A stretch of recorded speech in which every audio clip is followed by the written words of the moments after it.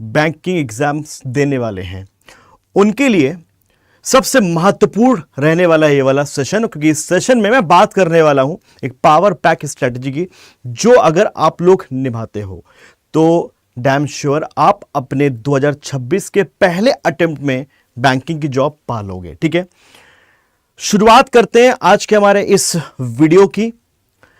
Fact के साथ शुरुआत करते हैं और उसके बाद फिर हम चलेंगे अपनी स्ट्रैटेजीज पे बात कर रहे होंगे, और स्ट्रैटेजी को आप लिखते चलना, क्योंकि ये बहुत कारगर स्ट्रैटेजी रही है जो स्टूडेंट सिलेक्शन लिए हुए अभी तक। ठीक है, सबसे पहली बात कि जो भी एक एग्जाम एक ऐसा एग्जाम है जहां पर आप लोग एक रियल टाइम में जॉब ले सकते हो। ये वैसा एग्जामिनेशन नहीं है जैसे कि आप लोग पहले फॉर्म को फिल करते हैं, उसके बाद फिर आप पेपर देने जाते हो, एग्जाम कैंसिल होता है, फिर से पेपर होता है। ये वैसे एग्जाम बिल्कुल भी नहीं है। ये रियल टाइम में आप लोगों को ऑफर लेटर मिल जाता है, ज्वाइनिंग लेटर मिल जाता है। जी हां दोस्तों, इसलिए बहुत बड़े वर्ग का रुझान है बैंकिंग एग्जामिनेशन की तरफ। ठीक है, लेकिन क्या सारे के सारे लोग जो भी एग्जाम देते हैं क्या वो सिलेक्ट ही हो जाते हैं? नहीं।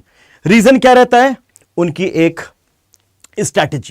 स्ट्रैटेजी अगर आप फॉलो कर रहे हैं तो सही फॉलो करिए, यह बात याद रखिएगा। ठीक है, और मैं आप लोग को लिख के देता हूं कि अगर आप लोग ये जो मैं प्लान देने जा रहा हूं, अगर आप इसके मुताबिक चलेंगे तो आप 6 महीने के अंदर आप अपने एग्जामिनेशन में जब आप बैठोगे ना, तो आप एक नहीं दो नहीं जितने भी एग्जामिनेशंस आपके होते हैं पीओ एंड क्लर्कल के, आप वहां पर से क्रैक करने के प्रबल दावेदार भी होंगे। तो चलिए शुरुआत करते हैं, आगे की तरफ बढ़ते हैं। इस वीडियो को कोशिश करिएगा ज्यादा से ज्यादा लोग तक पहुंचाइएगा ताकि लोगों की हेल्प होगी। और हाँ, अगर आप चैनल पर नए, चैनल को सब्सक्राइब अभी कभी कर सकते हैं ताकि हमारे ऐसी और सारी वीडियोस आपको मिलती रहे।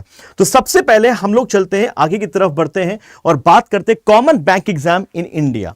हमारे भारतवर्ष में एक एस्पायरेंट जो एग्जामिनेशंस देते हैं, ठीक है ना, वो जो कौन कौन सी एग्जाम है मैं उनकी चर्चा यहां पर कर रहा हूं। मैं बता दूं कि बैंकिंग एग्जामिनेशंस जो होते हैं उन सभी को सबसे पहले आईबीपीएस ही कंडक्ट कराता है, पहली बात ये जान लीजिए। ठीक है, अगर मैं बात करूं आईबीपीएस के एग्जामिनेशंस की, है ना, तो आपका आईबीपीएस पीओ जहां पर बहुत सारे बैंक्स अपना अब एग्जाम एक साथ करा रहे होते हैं। अगर मैं बात करूं आपके पीएनबी की, यूनियन बैंक की, यूको बैंक्स की, इस तरह के बैंक से मिलकर के। ठीक है, IBPS PO officer scale 1, IBPS clerk, RRB PO ग्रामीण क्षेत्र के जो बैंक होते हैं, ठीक है, ग्रामीण क्षेत्र के जो बैंक होते हैं, ठीक है, जो आपको आरआरबी पीओ ऑफिसर स्केल 1 और आरआरबी क्लर्क, 4 एग्जाम आपके आईबीपीएस कोर आईबीपीएस जब अपना कैलेंडर रिलीज करेगा जनवरी के सेकंड वीक में, यूं कहूं कि 15 से 20 के बीच में, तो वहां पर वो पूरी डिटेल दे देगा कि मैं अपने इन 4 एग्जामिनेशंस को कब करा रहा हूं। और हां, साथ ही साथ इनमें ऐसे लोग जो प्रोफेशनल डिग्रीज रखते हैं, ठीक है, उनके लिए स्पेशलिस्ट ऑफिसर की भी यहां पर वैकेंसीज देखने को मिल रही होती है, आईबीपीएस एसओ का और यहां पर आपका आरआरबी स्पेशलिस्ट ऑफिसर का। Is that clear? दूसरा, भारतवर्ष का कहीं ना कहीं यहां पर हर एक एस्पायरेंट एक सपना देखता है कि यार मुझे एसबीआई में जॉब करना है। उसकी एग्जामिनेशंस यहां पर एसबीआई पीओ, एसबीआई क्लर्क, चूंकि मैं इसमें बात जो करने जा रहा हूं यहां पे वो बात कर रहा हूं पीओ क्लर्क लेवल की, राइट। और साथ में यहां पर मैंने रेगुलेटरीज को भी ऐड किया है, क्यों, रीजन बताऊंगा आपको। ठीक है, साथ में एसबीआई एसओ भी आप यहां पर अगर आप प्रोफेशनल डिग्री रखते हैं तो आप फॉर्म को फिल कर सकते हैं। कुछ इसके क्राइटेरियाज होते हैं, अगर आप फुलफिल कर रहे होते हैं तो आप फॉर्म को फिल कर सकते हैं। फिर बात करता हूं यहां पर क्या आरबीआई असिस्टेंट की और आरबीआई ग्रेड बी की, राइट। आरबीआई ग्रेड बी वाकई में एक बहुत बड़ी जॉब है, ठीक है, और इसकी तैयारी कहीं ना कहीं चूंकि हमारे इस स्ट्रेटेजी से हो रही है, दैट इज वाई मैंने इसको यहां पर शामिल किया है। ठीक है, आरबीआई असिस्टेंट, राइट, बहुत सारे लोग जो ऑलरेडी एसबीआई पीओ होते हैं, आईपीएस पीओ होते हैं, आरबीआई असिस्टेंट के को भी वो लोग फॉर्म को फिल करते हैं ताकि उनको आरबीआई में एंट्री मिल सके। एक चैनल है आरबीआई में जाने का, आरबीआई असिस्टेंट। ठीक है, तो चलिए आगे की तरफ मैं बढ़ता हूं और यहां पर मैं चर्चा करता हूं सबसे पहले कॉमन कि एग्जाम स्टेजेस क्या होती हैं, क्योंकि ये बहुत सारे बच्चे ऐसे होंगे जो बिल्कुल फ्रेशर होंगे, नए होंगे, वो भी इस वीडियो को देख रहे होंगे, है ना। तो बस 2 मिनट के अंदर आपको स्ट्रैटेजी से मैं रूबरू करा दूं, फिर हम चलते हैं हमारी स्ट्रैटेजी, कंप्लीट स्ट्रैटेजी सामने देखेंगे। आप बिल्कुल कहते हैं ना कि आप उसमें ये देख पा रहे होंगे कि यार कोई ऐसी चीज हमने नहीं छोड़ी, है ना, जिससे कि कहीं ना कहीं हम ये कहें कि यार इस वजह से हमारा सिलेक्शन रुक गया, राइट। चलिए, तो यहां पर देखिए सिलेक्शन स्टेज की बात की जाए तो जो मोस्ट ऑफ द जो बैंक्स होते हैं, ठीक है, वो अपने जो एग्जामिनेशंस होते हैं मल्टीपल स्टेजेस में करा रहे होते हैं। जैसे अगर मैं बात करूं यहां पर प्रीलिम्स एग्जामिनेशन एंड यहां पर क्या मेंस एग्जामिनेशन, ठीक है ना, तो यहां पर प्रीलिम्स और मेंस एग्जामिनेशन चाहे वो क्लरिकल लेवल का एग्जाम हो, चाहे वो प्रोविजनरी ऑफिसर यानी स्केल 1 का एग्जाम हो, दोनों ही पर्टिकुलर एग्जामिनेशंस में ये दोनों स्टेजेस तो होती ही होती हैं, राइट।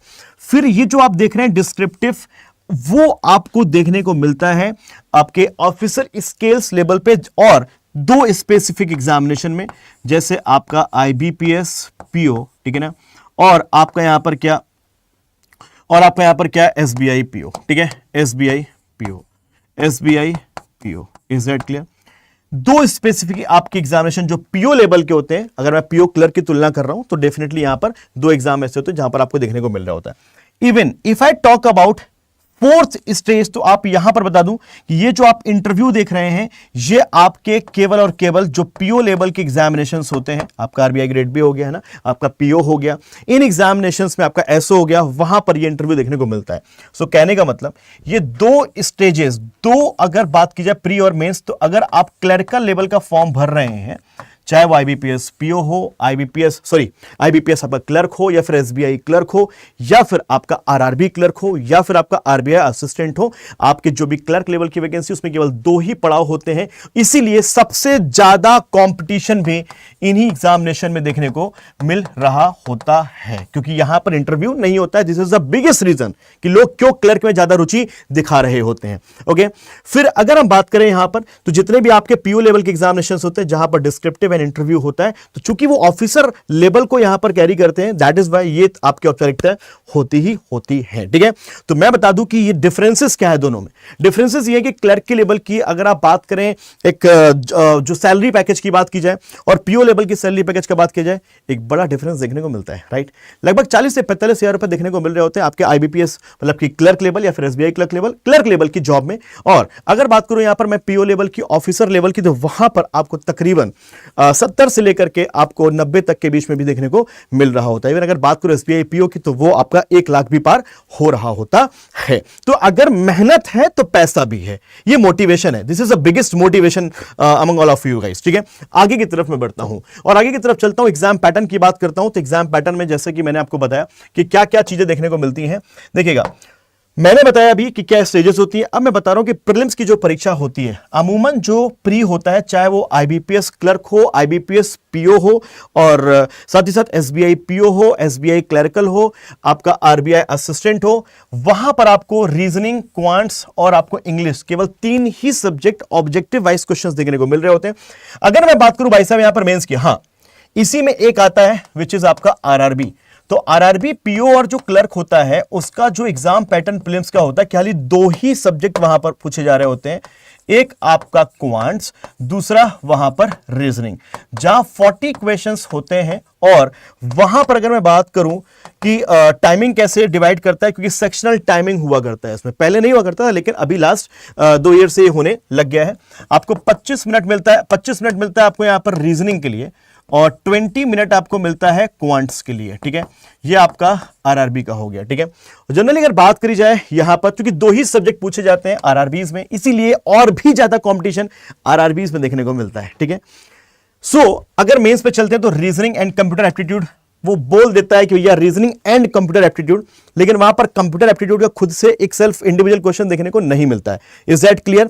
अब चूंकि वहां पर रीजनिंग में कई ऐसी चीजें हैं जैसे बाइनरी कोडिंग्स, ये हो गया, ठीक है, और कह सकते हैं वहां पर मशीन कोडिंग एंड ऑल, तो वो कहीं ना कहीं मान लेता है कि कंप्यूटर से जुड़ी हुई है, इसलिए वहां पर वो क्वेश्चन रीजनिंग मिला करके दे रहा होता है, ठीक है। दूसरा आपका डेटा इंटरप्रिटेशन, ठीक है, मतलब यहां पर आपको मेंस में डेटा इंटरप्रिटेशन, मतलब क्वांट्स की बात कर रहे हैं, इंग्लिश, जनरल बैंकिंग अवेयरनेस और साथ में डिस्क्रिप्टिव। तो ये आईबीपीएस पीओ की बात करूं, आईबीपीएस क्लर्क की बात करूं, एसबीआई पीओ की बात करूं, या आरआरबी पीओ में जब मैं जाता हूं तो आरआरबी पीओ में वहां पर 5 सब्जेक्ट पूछे जा रहे होते हैं मेंस की परीक्षा में, ठीक है। मैं आपको बता दूं कौन कौन से, रीजनिंग, क्वांट्स, इंग्लिश और हिंदी में वहां पर आपको चुनाव करना होता है कि हिंदी विषय आप चुनना चाहते हैं या फिर इंग्लिश सब्जेक्ट चुनना चाह रहे हैं, ठीक है। साथ में वहां पर क्या, जीए और कंप्यूटर, ठीक है। ये आपका किसका होता है, RRB PO and RRB clerical का, ठीक है। तो लगभग जो भी आपके ये चार्ट्स हैं, अगर बात की जाए जो भी पैटर्न है, वो पैटर्न आपको मैंने यहां पर रूबरू करा दिए। अब हम बढ़ते हैं सबसे इंपॉर्टेंट, जिसके लिए हम लोग आज जुड़े हुए हैं, जिसके लिए हम लोग यहां पर जुड़े हुए, जिसके लिए आप यहां पर जुड़े हुए, ठीक है। स्ट्रैटेजी बहुत मैटर करती है, आपने कब शुरू किया ये बहुत मैटर करता है। आप अपनी परीक्षा के अगर 2 महीने पहले आप शुरू कर रहे हो तो यह बात बिल्कुल सच है कि आप सही समय में शुरुआत नहीं कर रहे हो, क्योंकि उस समय आप प्रेशर से भरे होगे और वहां पर गलतियां होती हैं। और फिर आप अगर पढ़ भी पाओगे तो केवल एक ही चीजें पढ़ पाओगे, प्री प्री एंड प्री, क्योंकि आपका एग्जाम तभी निकलता है जब प्री के साथ साथ मेंस भी आप पास होते हो। लेकिन अगर आपके पास समय नहीं होगा तो शायद वहां पर आप प्रीलिम्स का ही सिलेबस पूरा ना कर सको। इसीलिए इस समय ये सेशन लेकर के आया हूं, ना कि मैंने इंतजार किया कि जनवरी में आऊंगा भाई साहब, नहीं, मैं ये सेशन आज इसलिए कर रहा हूं कि अभी अगर हम शुरुआत कर देंगे 2026 को सोच करके ना, मैं आपको कह रहा हूं कि इन 7 एग्जामिनेशंस में से, है ना, इन 8 एग्जामिनेशंस में से आप किसी ना किसी एक एग्जाम में कम से कम 100% लिख के देता हूं कि आप एग्जाम निकालोगे। और लोग ऐसा करते आए, एक नहीं, 2 नहीं, 3 नहीं, 4 एग्जामिनेशन वो निकालकर चुन रहे होते हैं कि मैं किसका चुनाव करूं। ठीक है, चलिए आगे की तरफ हम लोग बढ़ते हैं। और मैं बताना चाहूंगा इस एग्जामिनेशन में निगेटिव मार्किंग होती है। ठीक है, इस एग्जामिनेशन में निगेटिव मार्किंग होती है बैंकिंग एग्जामिनेशंस में। ठीक है, और बताना चाहूंगा कि आपके इंटरव्यू और डिस्क्रिप्टिव जो होते हैं वो केवल ऑफिसर पोस्ट के लिए होते हैं, ये मैंने आपको पहले भी बता रखा हुआ है। ठीक है, तो यहां पर आपका मेन से मैंने आपको बता दी क्या क्या चीजें आती हैं, और आपके जो आईबीपीएस पीओ है, आईबीपी आपका एसबीआई पीओ है, डिस्क्रिप्टिव इसमें होता है, लेकिन आरआरबी पीओ में डिस्क्रिप्टिव नहीं होता है। यही रीजन है कि आपके आरआरबीज में ज्यादा लोगों का यहां पर ज्यादा लोगों को देखने को यहां पर मिल रहे होते हैं। ठीक है ना, क्योंकि ज्यादा लोग फॉर्म को फिल कर रहे होते हैं, कॉम्पिटिशन भी बढ़िया होता है वहां पे। ठीक है, चलिए now will talk about the strategy, कि स्ट्रेटेजी क्या फॉलो करनी है भाई। ठीक है, तो मैंने आपको क्या बताया, मैंने आपको यह बताया कि आज जैसे कि हम लोग अक्टूबर में खड़े, एक फेस्टिवल मंथ होता है, लोग इतना दिमाग या इतना कहते हैं ना दिलचस्पी के साथ नहीं जुड़ पा रहे होते हैं। ठीक है, सो आप अपनी इस प्रिपरेशन को अगर मैं देखूं यहां पर, ठीक है, तो आप किस तरीके से बांटेंगे, मैं उसकी बात यहां पर कर रहा हूं। लगभग 6 से 7 महीना आपको यहां पर देना होगा, आप बिल्कुल तैयार हो जाएंगे किसी भी एग्जामिनेशन को फोड़ने के लिए। ठीक है, तो चलिए शुरुआत करते हैं बच्चों। तो आज हम लोग जो स्ट्रेटेजी का डिस्कशन कर रहे हैं, ठीक है, अगर आज से शुरू कर देते तो बहुत अच्छी बात है, या फिर कहीं से भी आप ये जो मैं मंथ्स बता रहा हूं आप इसको लेकर शुरू कर सकते हैं। ठीक है, मान लीजिए आप नवंबर से स्टार्ट कर रहे हैं। ठीक है, नवंबर आपका यहां पर क्या, दिसंबर, जैन, ठीक है ना, जैन में आपका वो आ जाएगा कि पेपर कब कब होने हैं। ठीक है, जनवरी कैलेंडर आ जाता है, फरवरी,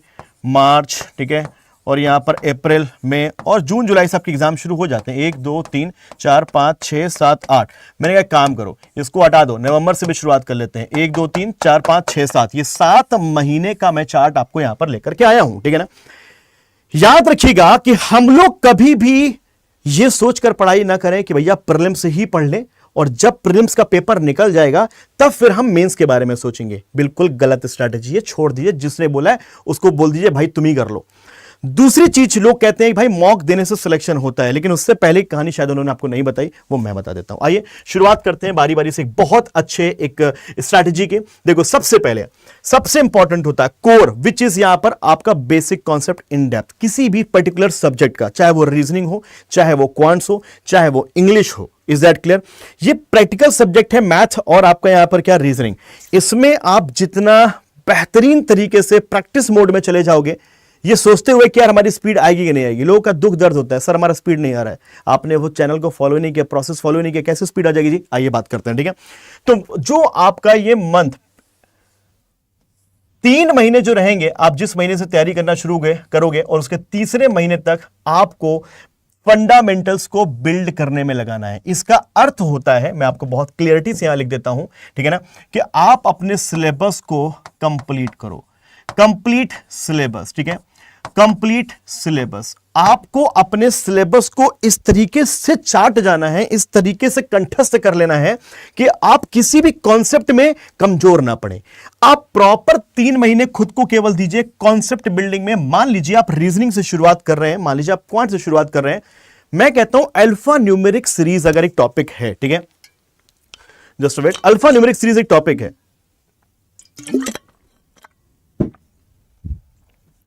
तो आपको यह नहीं सोचना है कि अल्फा न्यूमेरिक सीरीज के मैं प्रीलिम्स पार्ट तक की चीजों को पढ़ लेता हूं और मेंस छोड़ देता हूं। नहीं, आपका कंप्लीट सिलेबस तब माना जाता है जब आप, मैं कहता हूं प्री और मेंस को किनारे कर दीजिए, छोड़ दीजिए। होता क्या प्री मेंस, छोड़ दीजिए। आप एक चीज दिमाग में रखिए कि जितनी टाइप, जितने वैरायटीज होते हैं किसी भी चैप्टर में, हम सारे के सारे चैप्टर्स को बहुत अच्छी तरीके से हर एक टाइप को कवर करते हुए पढ़ेंगे।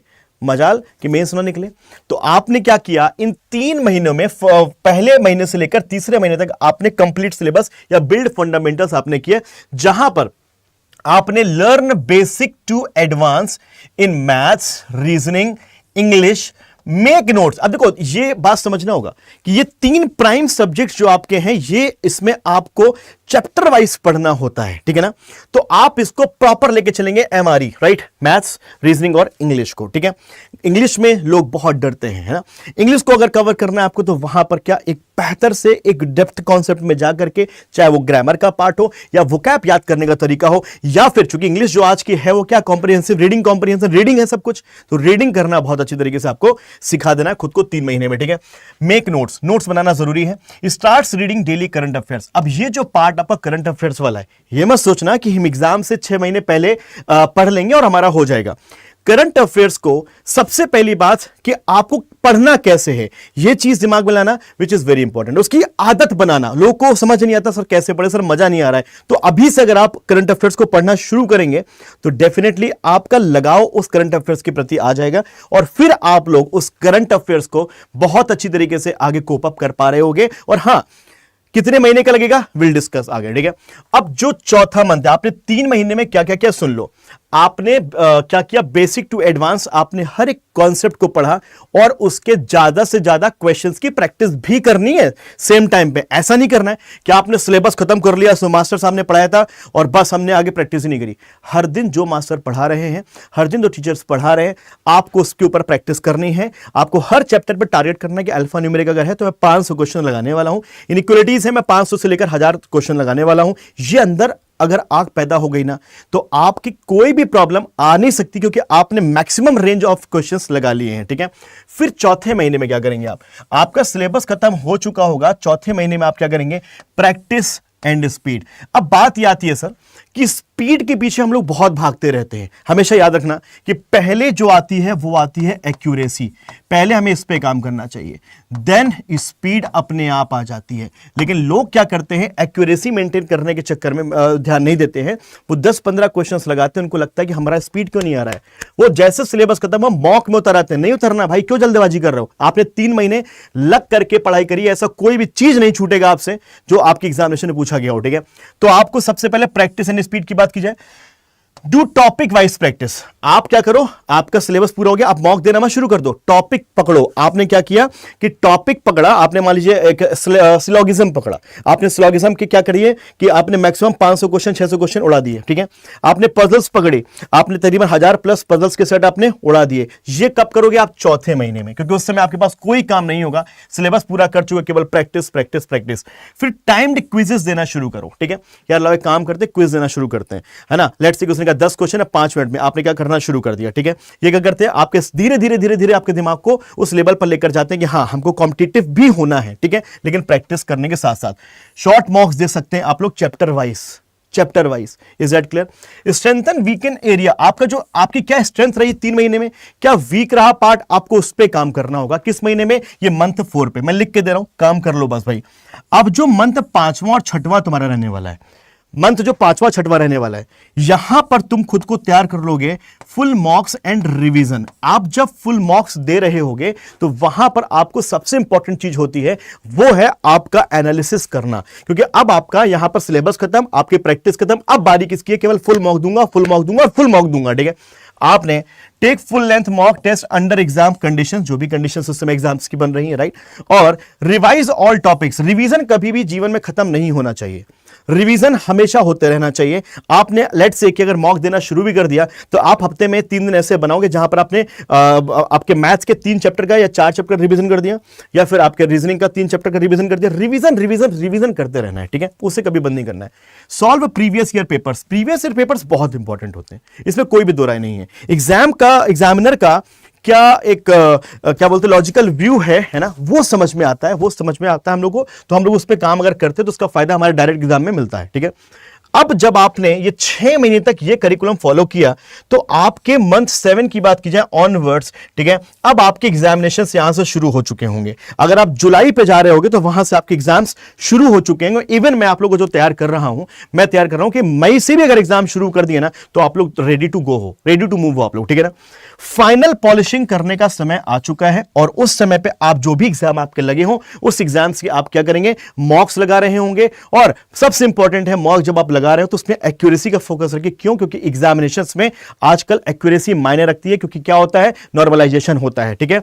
और टाइम मैनेजमेंट, ठीक है, last minute revisions, current affairs, brush up. Current affairs कभी छोड़ना ही नहीं है, करंट अफेयर छोड़ने की चीज है ही नहीं। बस एग्जाम से जो भी आपका रिस्पेक्टेड एग्जाम हो 10 दिन पहले आप छोड़ सकते हो, बाकी आप उसको 10 दिन बाद को जो रह गया उसको आगे कवर भी कर लोगे, ठीक है ना। डन। इंटरव्यू प्रिपरेशन की बात अगर करी जाए तो लोग, मैं देखता हूं कि क्या करते हैं, एग्जाम जैसे क्रैक होता है फिर करना शुरू करते हैं। लेकिन मेरा मानना यह है कि आप इंटरव्यू की प्रिपरेशन तो कर ही रहे होते हैं, आप डे 1 से कर रहे होते हैं। जानते हैं कैसे? डे 1 से ऐसे कर रहे होते हैं। करंट अफेयर सबसे ज्यादा पूछे जाने वाला एक पार्ट होता है आपके इंटरव्यू में, राइट। बाकी आप लोग क्या करेंगे, अपने कम्युनिकेशन स्किल्स पर वर्क करेंगे, कुछ वीडियोस देखेंगे, ठीक है, और जनरल अवेयरनेस आप लोग पढ़ ही रहते हैं, बैंकिंग नॉलेज आप लोग पढ़ ही रहते हैं। मॉक एंड इंटरव्यूज आप थोड़ा देखते रहिए, बीच बीच में संडे में देख लिया, कभी सैटरडे में देख लिया, तो एकदम से प्रेशर नहीं आएगा। आप लोग अपने करिकुलम में ऐड कर लो, स्टडी प्लान में ऐड कर लो कि यार इसको मैं समय दूंगा, ठीक है। Is that clear? ये रही हमारी स्ट्रैटेजी। आपकी 6 मंथ के बाद आपको हर एग्जाम वाइज आपको तैयार होना है, मॉक्स देने एंड ऑल, ठीक है। अगर आप ऐसा कर लोगे, आप लिख लो तारीख जिस दिन शुरू कर रहे हो और आप लोग अपनी पढ़ाई शुरू करो, तो डेफिनेटली किसी टीचर के मार्गदर्शन में शुरू करो, खुद से मत शुरू जाओ कि यूट्यूब से पढ़ना शुरू कर देंगे। यूट्यूब में कहीं ना कहीं यहां पर केवल डिस्ट्रैक्शन होता है। अगर आप एक वीडियो देखने उतरेंगे, बगल में दूसरा वीडियो दिख रहा होगा, आप लपक के वहां पहुंच जाएंगे। नहीं, डिस्ट्रैक्शंस को हमको ऑफ नहीं करना है। हम एप्लीकेशन के थ्रू पहले अपने बेहतर तरीके से किसको, यार अपने सिलेबस को पूरा करते हैं, कंठस्थ हो करके किसी टीचर को फॉलो करते हैं। Is that clear? इस तरीके से आपको वहां पर करना है, ठीक है। मंथ 4, 5 से 6, फिर उसके बाद आपको खुद पे ऊपर काम करना है। मॉक्स आपको लगाने हैं, अंडर 24/7 के मॉक्स, या फिर जहां से भी आप मॉक लगाना चाहते हो वहां से मॉक लगाइए। आपके प्रैक्टिस का जो पीरियड रहने वाला है, ये वाला जो पीरियड रहने वाला है, आपके पास जो भी रिसोर्सेस अवेलेबल है आप उसको लीजिए और रिसोर्सेस लीजिए, ताकि आपकी पढ़ाई में रिसोर्स बाधा कभी ना बने, ठीक है। ये स्ट्रैटेजी रही जिसे आपको फॉलो करना है। आगे की तरफ मैं बढ़ता हूं। सबसे पहले अगर बात करूं, जैसे रीजनिंग है, रीजनिंग के लिए अगर मैं टिप्स की बात करूं यहां पर, तो आपके टॉपिक जो है पजल सेटिंग, सबसे इंपॉर्टेंट पजल सेटिंग होते हैं। क्लर्कल लेवल की बात की जाए या फिर आपके पीओ लेवल की बात की जाए, ठीक है। बाकी यहां पर आप देखिए inequalities, blood relation, coding decoding और आपका सिलॉक्स, और यहां पर directions, alpha numeric series, data sufficiency, machine input, LR, आप सब कुछ 3 महीने पढ़ चुके होंगे, ठीक है। टिप्स यही है कि रीजनिंग एक आपका क्या है, एक प्रैक्टिकल सब्जेक्ट है। जितना प्रैक्टिस करेंगे उतना निखर करके आप सामने की तरफ आ रहे होंगे, तो प्रैक्टिस बहुत बहुत बहुत इंपॉर्टेंट है। क्वांट्स की बात की जाए, सिंप्लीफिकेशंस हो गया, आपका क्वाड्रेटिक इक्वेशंस हो गया, नंबर सीरीज हो गया, डीआई अरिथमेटिक के बहुत सारे जो चैप्टर्स होते हैं उनको अच्छी तरीके से अगर आपने पढ़ा है तो बस क्या करिए, आप सॉल्व करते रहिए, प्रैक्टिस करते रहिए। They both are practical subject, that's why आप जितना प्रैक्टिस करोगे उतना बड़े बनोगे, ठीक है। फोकस करना है आपको एक्यूरेसी पे। अगर पहले आप एक्यूरेसी पे फोकस कर ले गए तो स्पीड तो ऑटोमेटिक आ जाती है ना। आप अगर मान लीजिए किसी भी एक सेगमेंट के अगर आप 500 क्वेश्चन लगा चुके हो तो किसी की मजाल है आपकी स्पीड वहां पर रोक दे, सवाल ही नहीं है, सवाल ही नहीं है, ठीक है। अगला यहां पर क्या, इंग्लिश की बात की जाए, टॉपिक्स आपके आरसी जो सबसे इंपॉर्टेंट होता है आपके एग्जामिनेशन में आता ही आता है, क्लोज टेस्ट, पैरासिंबल, इन जितने टॉपिक्स हैं अच्छी तरीके से आपने इसको क्या कर लिया, पढ़ लिया मेरे भाई, ठीक है। अच्छी तरीके से क्या कर लिया आपने, इसको पढ़ लिया। फिर यहां पर टिप यही है कि रीड 1 इंग्लिश न्यूज़पेपर। आप लोग एक न्यूज़पेपर डेली बेसिस पर जरूर पढ़िए, ठीक है। द हिंदू पढ़िए या फिर आप टाइम्स ऑफ इंडिया पढ़िए, और आप क्या करिए, वोकैबुलरी के लिए नोटबुक बनाइए प्रॉपर और उसको यूज करिए। मैं कहता हूं कोई चीज पढ़ लेना सॉल्यूशन नहीं इंग्लिश में, आप उस वोकैब को कितनी जगह यूज कर रहे हो ये बहुत इंपॉर्टेंट है। आपने अगर एक आर्टिकल पढ़ने की, एडिटोरियल पढ़ने की आदत एक दिन में डाल ली ना, तो आपके इंग्लिश का जो ये रीडिंग वाला पार्ट है ये बहुत स्ट्रांग हो जाएगा बच्चों। ये बात कोई नहीं बताएगा आपको, ठीक है ना। फिर जनरल अवेयरनेस की बात की जाए तो आपके topics current affairs last 6 month सबसे इंपॉर्टेंट होता है, लास्ट 6 मंथ सबसे इंपॉर्टेंट होता है। उसके पहले अगर आ गया तो इक्का दुक्का 4 क्वेश्चन आते हैं, इतने बड़े क्वेश्चन वहां से नहीं आते। स्टैटिक जीके, आरबीआई पॉलिसी, अब तो आपका यहां पर क्या बैंकिंग सर्कुलर भी जुड़ गया है तो आपको वो भी पढ़ना होगा पीओ के एग्जामिनेशंस के लिए, banking terms, budget, government schemes and all. तो टिप यही आपको यहां पर है कि रीड मंथली मैगजीन लाइक अध्ययन मैगजीन, जैसे कि आशीष सर अपनी अध्ययन मैगजीन लेकर के आते, मंथली लेकर के आते, बहुत अच्छी मैगजीन है वो। एंड बैंकर्स अड्डा, कैप्सूल एंड ऑल, ये भी आप पढ़ सकते हो आपके बेहतरी के लिए, राइट। अभी से आप शुरू कर देंगे ज्यादा बेहतर रहेगा। कंप्यूटर की बात की जाए तो यहां पर बेसिक हार्डवेयर एंड सॉफ्टवेयर आपको यहां पर देखना है, एमएस ऑफिस देखना है, नेटवर्किंग, सिक्योरिटी, इंटरनेट शॉर्टकट, यहीं से क्वेश्चन आ रहे होते हैं। Revise basics from computer book and attempt quiz, quiz attempt करो, ये बहुत फायदेमंद होता है। पहले बेसिक आप पढ़ लीजिए, फिर क्विज को अटेम्प्ट करते रहिए, क्विज को अटेम्प्ट करते रहिए, ठीक है दोस्तों। आगे की तरफ हम लोग बढ़ते हैं। चलिए जल्दी से बात कर लेते हैं डेली स्टडी रूटीन की। आइए बात कर लेते हैं डेली स्टडी रूटीन की, ठीक है।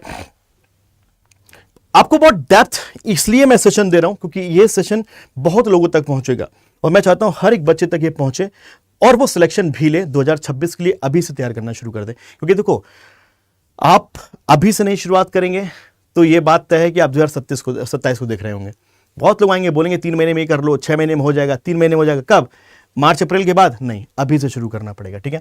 तो अगर बात की जाए डेली स्टडी रूटीन को, मैं नहीं कहता 12 घंटे, 13 घंटे, 14 घंटे पढ़ो, लेकिन जितना पढ़ो ना, आप इस तरीके से पढ़ना चाहिए कि आपको लगे कि नहीं यार मजा आ गया। ठोस पढ़ो, मैं कहता हूं ठोस पढ़ो, जितना पढ़ो ठोस पढ़ो, ठीक है। रीजनिंग एक प्रैक्टिकल सब्जेक्ट है, क्वांट एक प्रैक्टिकल सब्जेक्ट है। मैं हमेशा बोला करता हूं कि यहां पर समय आप इनिशियली ज्यादा दीजिए। 3 घंटे आप यहां पर दे रहे हैं अपने रीजनिंग क्वांट को, जहां पर आपकी 1.5 घंटे की करीबन क्लास होगी। आप 1.5 घंटे अपनी प्रैक्टिस में बिताइए, जो भी पढ़ाया गया प्रैक्टिस करिए, पढ़ाया गया प्रैक्टिस करिए, ठीक है ना। इसको दोनों को आप अगल बगल मत रखिए, एक सुबह रखिए तो एक को शाम रखिए, क्योंकि दोनों यहां पर क्या दिमाग लगाने वाला सब्जेक्ट है। Is that clear? आप कॉन्सिक्यूटिवली इनका यूज मत करिए, ठीक है। इंग्लिश को आप बिल्कुल दीजिए 2 घंटे, जहां पर आप एक आर्टिकल भी पढ़िए, ठीक है ना, आप पैसेज भी पढ़िए, मतलब द हिंदू एडिटोरियल पढ़िए, फिर टाइम्स ऑफ इंडिया, कुछ भी पढ़िए, एडिटोरियल पढ़िए, साथ में आप एक क्लास भी ले रहे होंगे, ठीक है। तो आपको 1 घंटे करीबन वहां भी लग रहा होगा, ठीक है। आपके 1 घंटे का करीबन आपको करंट अफेयर्स डेली बेसिस का हो जाएगा। साथ में आप बैंकिंग अवेयरनेस को भी आधा घंटा देना अगर शुरू कर देंगे तो आपके 3 घंटे जो स्टार्टिंग में वो यहां से कवर हो रहे होंगे। आप अपने 30 मिनट यहां पर डेली क्विज को दीजिए। वो डेली क्विज क्या हो सकती है? मान लीजिए मैंने सिलॉग पढ़ा है, मैंने देखा अड्डा 24/7 की एप्लीकेशन में गए, वहां पर एक क्विज पड़ी हुई है सिलॉग की, मैंने अटेम्प्ट कर लिया, मैंने देखा सिंप्लीफिकेशन हुआ है, मैं गया वहां पर। तो ये 30 मिनट आप किसी दिन भी यूज कर सकते हो, जैसे कि आपका मैथ्स 10 मिनट की मैथ्स क्विज हुई, 10 मिनट की आपकी रीजनिंग हुई, 10 मिनट की आपकी इंग्लिश हुई। तो आप ऐसे इसको डेली बेसिस पर क्विज जरूर करते चलेंगे। ये डेली रूटीन होना चाहिए। 3 3 6 2 8 8 और यहां पर 2 10 घंटे सफिशियंट है, लेकिन कॉन्सिक्यूटिव मत यूज करिएगा, बोर हो जाएंगे, दिमाग बिल्कुल इधर उधर हो जाने वाला है, ठीक है। तो बेहतर है बिल्कुल कि आप यहां पर इस तरीके के शेड्यूल को फॉलो करिए। बाकी आप किस समय करना चाहते हैं ये आपके ऊपर डिपेंड करता है, क्योंकि आपका समय मुझे नहीं पता कब क्या कैसा फ्री है, right. Mock test and analysis which is very important. जब आप यहां पर अपना 3 महीने का शेड्यूल पूरा कर लोगे तो attempt 1 mock test per week, 1 week कम से कम बोला, मैंने कम से कम बोला है स्टार्टिंग फेज में, जब आप उस दौर पे होंगे जब आप मॉक दे रहे होंगे, ठीक है ना, या फिर उस दौर पे होंगे जब आप वहां पर प्रैक्टिस कर रहे होंगे, तो 1 वीक में दे सकते हो। वो एग्जाम के बाद जैसे जैसे पास होते जाए 2-3 आप यहां पर कर सकते हो हफ्ते में, ठीक है। फिर आगे डे में भी कर सकते हो भैया, 1 दिन में 1 या फिर 1 दिन में 2, इस तरीके से भी कर सकते हो, ठीक है। रिव्यू एवरी रॉन्ग आंसर, ये नहीं करते हो आप लोग। आप कोई भी मॉक दे रहे हो उसका रिव्यू जरूर करो और उसको नोट करो कि व्हाट इज द रीजन। आप नोट करिए रीजन क्या है उसके पीछे का भैया जी, ठीक है। Track your progress in Excel और नोटबुक, अपने उस पर्टिकुलर प्रोग्रेस को कहां करो? एक्सेल नोटबुक में ट्रैक करो उसको, है ना, आपकी क्या प्रोग्रेस हो रही है, क्या प्रोग्रेस आपने कर करी है, ठीक है। Smart revision strategy which is very important, इस रिवीजन हमेशा होता रहना चाहिए। Revise short notes every week, हर वीक आप क्या करो, आपने जो भी नोट्स बनाए उसको एक बार रिवाइज करते चलो। क्या करते चलो? रिवाइज करते चलो, ठीक है। डन। प्रिपेयर फॉर्मूला शीट, एक फॉर्मूला शीट बनाओ फॉर क्वांट्स और रूल शीट बनाओ, ताकि एक बार में आपने उसको पढ़ लिया, दिमाग में पूरा चढ़ गया। अब ये नहीं कि पूरा आप जो है क्या बोलते हैं डिटेल में पढ़ रहे हैं, नहीं, एक फॉर्मूला शीट बनाइए, है ना, ताकि आप उसको कम समय में, जैसे एग्जाम के पहले भी जा रहे हैं, पढ़ के चले गए, ठीक है। यूज माइंड मैप्स, आप माइंड मैप्स का यूज कर सकते हो चीजों को याद रखने के लिए, या फिर फ्लैश कार्ड का यूज कर सकते हो करंट अफेयर्स को याद करने के लिए। बहुत अच्छी तरीका है जिसका आप यूज कर सकते हो, ठीक है। कॉमन मिस्टेक्स टू अवॉइड, जो हर एक व्यक्ति कर रहा होता है, हर एक बच्चा कर रहा होता है, ठीक है ना। स्टार्टिंग लेट वो स्टार्ट ही लेट करता है, इसीलिए मैं कह रहा हूं शुरुआत कर दो, ठीक है। अपने इग्नोरिंग वीक एरियाज, जो वीक एरिया है उस पे काम करना है, जो अच्छा एरिया है उस पे तो काम करते रहिए, बहुत काम करने की जरूरत नहीं है, लेकिन जो वीक है उस पे ज्यादा काम करने की जरूरत है। तो स्किपिंग रिवीजन, आप लोग क्या करते हो कि स्किप कर देते हो रिवीजन को, इससे आपको यहां पर क्या करना है, इसको अवॉइड करना है कि आपको रिवीजन करना ही करना है। वीक एरिया को अवॉइड करते हो भैया, करना ही करना है। स्टार्टिंग लेट, भाई साहब जल्दी शुरू करना है। Attempting too many questions blindly, भाई साहब तुम लोग क्या करते रहते हो ना, मान लो कि एक ही चीज है, अब उसके भाई साहब तुम करे जा रहे हो, ये भी गलत है। आपको उतना ही करना है जिससे आपकी स्पीड आ गई हो। जैसे मैंने क्या बोला, आपका फेवरेट जोन जो है उसको आप करने में ज्यादा रुचि लेते हो, ज्यादा रुचि लेते हो, करना ही करना है, नहीं। Not practising current affairs regularly. देखो अब ये पॉइंट ये क्या है, आप लोग अगर करंट अफेयर्स को आप रेगुलरली प्रैक्टिस नहीं करते तो वो चीजें दिमाग से भूलती जाती हैं, फिर कहते हैं यार ये क्वेश्चन कहां रह गया था, ये किसने घटना है। तो ये मिस्टेक्स को प्लीज अवॉइड करिए, विच is very important. Final words for you all guys, यहां पर cracking banking exam 2026-27, I am talking here 2026, जो अभी फ्रेशर्स हैं उनके लिए क्लास सेशन था, ठीक है। कहता है कि cracking bank exam 2026 first attempt is not about studying 12 घंटे डेली। ये किसने कहा कि 12 घंटे करोगे तभी भाई सब चीजें होंगी। It's about consistency. आप कंसिस्टेंसी जितना बनाए रखोगे उतना ही बेहतर रहेगा, भले आप 10 घंटे क्यों नहीं पढ़ रहे होगे, ठीक है। So smart planning and proper mocks analysis. तो start now, stay discipline, which is biggest word, discipline. कोई व्यक्ति डिसिप्लिन अगर है ना तो चीजों को बेहतर कर सकता है, ठीक है। And you will be holding that offer letter from SBI PO and IBPS PO next year definitely. So आप लोग ये जो मैंने आपको दिया उस चार्ट का प्लीज बीच में जाकर के स्क्रीनशॉट कर लेना, रख लेना अपने पास, ऐसे चलना है मुझको और डेफिनेटली चलते रहिए। Now will talk about the resources. If I talk about the resources, ठीक है, आप अगर YT में जाकर भी पढ़ रहे हो ना, YT में जाकर के भी पढ़ रहे हो ना, तो YT में आप अगर सर्च करोगे, ठीक है, जैसे मैं बता देता हूं, मैंने एक प्लेलिस्ट अपनी बनाई हुई है बेसिकली अपने स्टूडेंट्स के लिए, ठीक है। तो आप लोग जाके देखना, वहां पर आप लोग किसी भी चैप्टर का नाम, लेट्स से आप सिलॉग बाय शुभम सर, आपने लिख दिया सिलॉगिज्म बाय शुभम सर, आपको प्री से लेकर के मेंस तक के चैप्टर भी आपको वहां तक मैंने पढ़ाए हुए हैं, ठीक है ना। किसी भी चैप्टर का नाम लिख दीजिए, कोई भी चैप्टर मान लीजिए आपने लिख दिया इनइक्वालिटी बाय शुभम सर, ठीक है, तो आपको वहां पर ये मिल जाने वाले हैं। YT में हम लोग एग्जाम से पहले मॉक भी करा रहे होते, लेकिन इंपॉर्टेंट है आपके लिए पहले फाउंडेशन क्लियर करना। मैं तो कहता हूं डिस्ट्रैक्शन से बचने के लिए आप एप्लीकेशन की तरफ जा सकते हो। मेरा अपनी जो एप्लीकेशन है अगर उसमें मैं जाऊं तो मैं बोलूंगा कि आप लोग शिखर बैच अगर फाउंडेशन करना चाहते हो ना, इसमें प्री प्लस मेंस दोनों होता है, शिखर बैच आप इससे कर सकते हो रीजनिंग का कंप्लीट आप यहां पर सिलेबस, और ऐप के अंदर बहुत सारे फाउंडेशन बैचेस हैं, वहां पर बिना किसी डिस्ट्रैक्शंस के आप कवर अप कर सकते हो। प्रैक्टिस के लिए मैं आपको बता दूं कि ब्रेन कोड यूज कर सकते हो, जो कि एप्लीकेशन में जाकर आपको इनरोल करना होता है with the help of this referral code, इससे आपको डिस्काउंट भी मिल जाता है। एनीवेज अगर YT अगर बात की जाए फ्री क्विजेस वगैरह की, तो हमारी जो एप्लीकेशन है वहां पर बहुत सारी फ्री क्विजेस आपको मिल रही हैं, आप वहां से कर सकते हो। ऐप के अंदर बहुत सारा फ्री कंटेंट भी पड़ा हुआ है, ठीक है, पड़ा हुआ है, ठीक है। सो ये रहा आज का सेशन, और बाकी मुझे लगता है कि ये आपकी प्रैक्टिस को लेकर जो मैं बात कर रहा था, ये बैंक सुप्रीम 2.0 एक बुक है जो कि ADA24 से एप्लीकेशन आप ऑर्डर कर सकते हो, अभी डिस्काउंट में भी अवेलेबल है।